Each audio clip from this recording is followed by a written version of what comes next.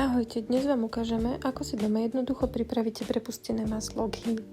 Je jemné, voňavé, dobre straviteľné a skvelé nielen na varenie, ale aj ako darček.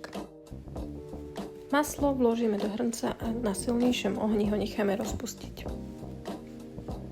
Ako náhle vidím, že väčšina masla už je rozpustená, teplotu znížim, aby sa maslo neprepálilo, ale pekne pomaly sa tvorila pena z bielkovín. Penu budeme priebežne odoberať, až kým maslo nebude úplne číre. Ghee nikdy nemiešame. Penu jemne odoberáme z vrchu, môžeme použiť lyžicu, prípadne jemné sitko.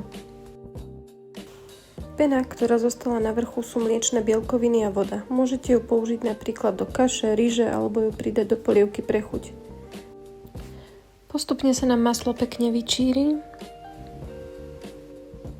a na dne hrnca môžeme vidieť zlatohnedé čiastočky mliečnych bielkovín. Je to znak, že ghee máme hotové. Po dovarení odstavíme z ohňa, môžeme nechať chvíľku postáť, aby nebolo úplne vriace a zostáva nám už iba precediť cez jemné sitko, prípadne cez gázu. Tu už vidíte čiastočky bielkoviny na dne hrnca. Sú také zlatohnedé, nikdy ich nenecháme pražiť do tmavohneda, to by sme si maslo spálili. No a teraz máme ghee hotové.